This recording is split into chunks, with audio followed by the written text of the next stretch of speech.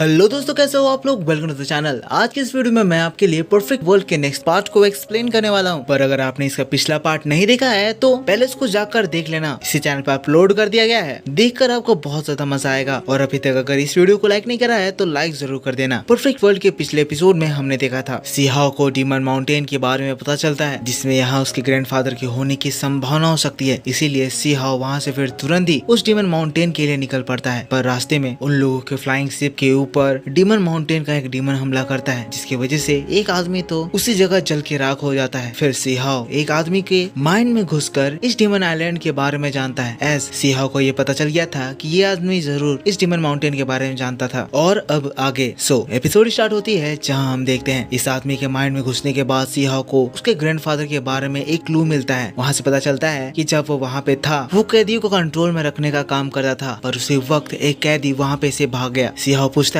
फिर उसका क्या हुआ, तो फिर वो आदमी कहता है डीमन माउंटेन से जिंदा बचकर निकलना मुश्किल ही नहीं नामुमकिन है। फिर नेक्स्ट सीन में हम देखते हैं वो लोग डीमन माउंटेन में पहुंच जाते हैं। सभी लोग इस खतरनाक से माउंटेन को देखकर शॉक्ड है, लेकिन सभी लोग फिर माउंटेन में तुरंत ही चले जाते हैं। एज इन सभी को इस माउंटेन के वैल्यूएबल ट्रेजर्स की तलाश है। माउंटेन देखने में बहुत ही ज्यादा खतरनाक लग रहा है और इनके यहाँ पे कदम रखते ही इन लोगों को एक मिस्टीरियस फोर्स भी फील होने लगती है। ये फोर्स इतनी ज्यादा स्ट्रॉन्ग है कि वीक पीपल इस माउंटेन में कदम तक नहीं रख पाएंगे। इसीलिए एक आदमी वहाँ पे जाता है जो कहता है जिन लोगों के पास अभी भी हिम्मत है कि वो इस माउंटेन में कदम रख सकते हैं वो मेरे पास आ जाएं, बाकी सभी लोग वापस लौट जाएं। पर अगर आप चाहें तो आप लोग इस माउंटेन के ब्लैक प्रिजर्व में जरूर जा सकते हैं। और यहाँ पे एक आदमी से हमें ये भी पता चलता है कि नॉर्मल पीपल लोग के लिए भी ये प्रिजन का दरवाजा 7 दिनों के लिए खोल दिया गया है। यहाँ पे एक मैच, एक कंपटीशन, जिसकी वजह से नॉर्मल पीपल यहाँ जाकर इस जेल को एक्सप्लोर कर सकते हैं। अब वही आदमी यहाँ उसके पास इकट्ठे हुए आदमी लोग से कहने लगता है तुम्हें पता है पिछले बार जो यहाँ आदमी आए थे उनमें से एक ने इस माउंटेन से ब्रोकन बोन पाया था जिसमें सुप्रीम ब्लड लगा हुआ था। तो तुम सोच भी नहीं सकते हो इस माउंटेन में किस खतरनाक लेवल के ट्रेजर्स हैं। जिसके बाद ये सभी पावरफुल लोग वहाँ से माउंटेन में घुसने के लिए निकल पड़ते हैं। सी हाओ यहाँ इस जगह पे भी सोच रहा है मैं इस जगह पे जाने के लिए कितना ज्यादा सोच रहा था, पर इन लोगों की बातों को सुनकर तो लग रहा है कि यहाँ पे आना बहुत ही ज्यादा आसान था। और सभी लोग एक पोर्टल की हेल्प से इस माउंटेन के अंदर चले जाते हैं। हमें माउंटेन के अंदर का सीन दिखाया जाता है जो कि पूरी तरह से एकदम डार्क होता है। सभी लोग इस माउंटेन उधर उधर देख रहे हैं, सभी लोग एक्सप्लोर करने की कोशिश कर रहे हैं। सी हाओ फिर वहाँ से अलग हो जाता है। सी हाओ अपने ट्रेजर की हेल्प से यहाँ बहुत सारे ट्रेजर को ढूंढ रहा है। उसका ट्रेजर बता रहा है कि इस जगह दबे हुए बहुत सारे ट्रेजर्स हैं, जिसमें से कुछ तो सिंतो थंडर पावर हाउस कैरी करते हैं। अब सी हाओ ये सारी बातों को सुनकर और इन सभी चीज को देखकर फिर थोड़ा सा गुस्साने लगता है। तो फिर उसका ट्रेजर कहता है आखिर तुम अचानक से गुस्सा क्यों रहे हो। सी हाओ कहता है तुम यहाँ देख रहे हो ये पहाड़ कितना ज्यादा हार्ड है, इसको एक एडवांस टूल से भी खोदना कितना ज्यादा मुश्किल होगा, पर ये जाहिल लोग मेरे ग्रैंडफादर से इसको अपने हाथों से या साइकिल से खुदवा रहे होंगे। मैं इस बात के लिए उन लोगों को कभी भी नहीं छोड़ूंगा। जिसके बाद नेक्स्ट सीन में हम देखते हैं सी हाओ एक प्रिजनर के साथ होता है। वो प्रिजनर से बातें कर रहा है और उसको यहाँ की कुछ अजीब बातों के बारे में पूछता है जो कि फिलहाल में हुआ हो। तो फिर वो प्रिजनर बताता है कुछ समय पहले एक ओल्ड मैन था जो कि इस प्रिजन से भाग गया था। उससे पहले खुदाई के दौरान उसने एक ट्रेजर पाया था। मैंने वो चीज देखी थी। जैसे ही उसने वो ट्रेजर पाया उसने उस ट्रेजर को खा लिया और उसके तुरंत बाद ही रॉयल गार्ड्स को ये बात पता चल गई। तो फिर वो उस ओल्ड मैन को पकड़ लिए, उस ट्रेजर को बाहर थूकने को कहा, लेकिन ओल्ड मैन का शरीर उस ट्रेजर की वजह से बहुत जोर जोर से चमकने लगा और हालात पूरी तरह से बदल गए जब उसने एक रॉयल गार्ड को बहुत बुरी तरह पीटा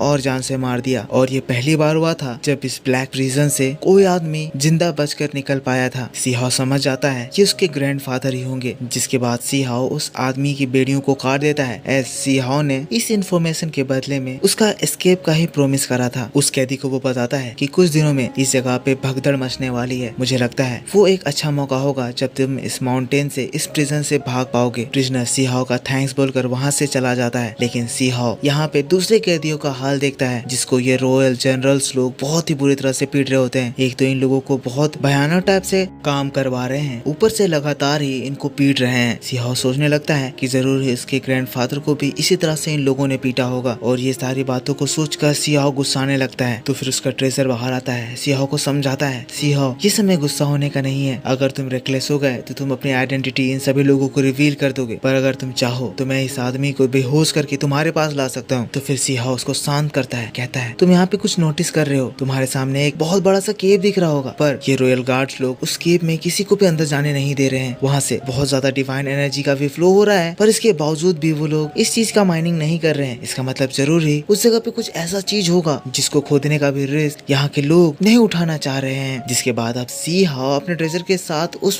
केव के अंदर चला जाता है। इस जगह पे आने के बाद उसे समझ में आता है इस केव की एनर्जी इतनी ज्यादा यूनिक है कि यहाँ पे एक इंसेक्ट तक नहीं दिखाई दे रहा है। इस डिवाइन एनर्जी में कोई भी किसी भी तरह का चीज सरवाइव नहीं कर पा रहा है। साथ ही मुझको ऐसा भी फील हो रहा है कि यहाँ पे एक मैजिकल फॉर्मेशन भी बनाया गया है जो कि हमेशा के लिए इस जगह को मोर्टल रखने में मदद कर रहा है। उसको ट्रेजर कहता है क्या तुम सच कह रहे हो, रुको मैं एक बार चेक करता हूँ। जिसके बाद वो घूमने लगता है तो फिर हम देखते हैं कि एक फॉर्मेशन का सेफ उस जगह पे दिखाई देने लगता है। एक बहुत ही ज्यादा एक्स्ट्राऑर्डिनरी मैग्निफिसेंट फॉर्मेशन। वो उस फॉर्मेशन का सर्वे करता है, खुश हो जाता है, कहता है लगता है हमने ये सही जगह पा लिया है। जिसके बाद फिर सी हाओ भी खुश उसको आगे बढ़ने को कहता है। तभी फिर आगे प्रोसीड करने पे हम देखते हैं फॉर्मेशन और भी ज्यादा अग्रेसिव हो जाता है और इसकी एनर्जी गार्ड्स को भी फील हो जाती है। तुरंत ही सभी गार्ड्स अपने अपने काम को छोड़कर, सारे गार्डिंग को छोड़कर उस केव के पास पहुंच जाते हैं। सबसे पहले तो डिसाइड करते हैं कि केव में अंदर मिलने वाले ट्रेजर्स बराबर बराबर बांटे जाएंगे। फिर केव के अंदर घुसकर सी हाओ की तलाश में जुट जाते हैं। चारों ओर घोर काला अंधेरा है, पर तभी एक स्पार्क होता है और ये तीनों उस स्पार्क पे झपट पड़ते हैं। जैसे उसके ऊपर अटैक करते हैं हम वहाँ एक फॉर्मेशन देखते हैं जो कि एक्टिवेट होकर उन सभी तीनों गार्ड्स को उड़ा देता है। गार्ड्स लोग अपनी जान बचाकर वहाँ से भागते हैं। सभी की हालत बहुत ज्यादा खराब हो जाती है। वो देखते हैं इस केव में एक ऐसा फॉर्मेशन बन रहा है जो कि इस केव के फॉर्मेशन को ब्लास्ट करने वाला है। ये सभी लोग डर जाते हैं, कहने लगते हैं हमें जल्दी से इस फॉर्मेशन को सप्रेस करना होगा। अगर ये ब्लास्ट कर गया तो मास्टर हम लोगों को कभी भी जिंदा नहीं छोड़ेंगे। सभी लोग उस फॉर्मेशन को कंट्रोल करने की कोशिश करते हैं, लेकिन हम देखते हैं वो सभी लोग इस फॉर्मेशन को कंट्रोल नहीं कर पा रहे हैं। दूसरी ओर हमें सी हाओ को दिखाया जाता है जो कि वहाँ से ऊपर आकर उन लोगों का तमाशा देख रहा होता है। उसका ट्रेजर कहता है मजा आ गया, अब वो लोग वहाँ पे फंस चुके हैं क्योंकि निकलने से पहले मैंने वहाँ ये फॉर्मेशन छोड़ दिया था। जो कोई भी अब उस केव में जाकर ट्रेजर खोदने की कोशिश करता, मेरा ये फॉर्मेशन तुरंत ही एक्टिव हो जाएगा और वो इन सभी चीजों को बर्बाद कर देगा। सी हाओ खुश हो रहा है क्योंकि वो चाहता है कि यहाँ ये ब्लैक प्रिजन का तमाशा खत्म हो जाए। वहाँ इन गार्ड्स के जाने के बाद भी गार्ड्स लोग इतने ज्यादा घबराए हुए हैं कि वो लोग बिना गार्ड्स के भी अपना काम पे लग गए हैं, ये डर से कि जब वो गार्ड्स लोग वापस आएंगे वो लोग उनको दोबारा मारने लगेंगे। पर इनको क्या पता सी हाओ और उसका ट्रेजर ने इन लोगों को यहाँ निपटा दिया है। पर दोस्तों इसी बात के साथ यहाँ ये एपिसोड खत्म हो जाता है। सो आप मेरे को बताओ आपको ये वीडियो, ये एक्सप्लेनेशन कैसा लगा। अगर आप हमारे चैनल पर पहली बार वीडियो देख रहे हैं तो चैनल को जरूर से सब्सक्राइब कर लेना और वीडियो को लाइक भी जरूर कर देना, क्योंकि इसके बाद मैं आपके लिए इसका नेक्स्ट एपिसोड का एक्सप्लेनेशन भी अपलोड करूंगा। एक्सप्लेनेशन इसी चैनल पर अपलोड किया जाएगा जो कि आपको कल शाम को 6 बजे इसी चैनल पर देखने को मिलेगा। इसीलिए फटाफट इस वीडियो पर लाइक करना और मैं मिलता हूँ आपसे इसके नेक्स्ट वीडियो को लेकर। तब तक के लिए take care, bye bye and thanks for watching.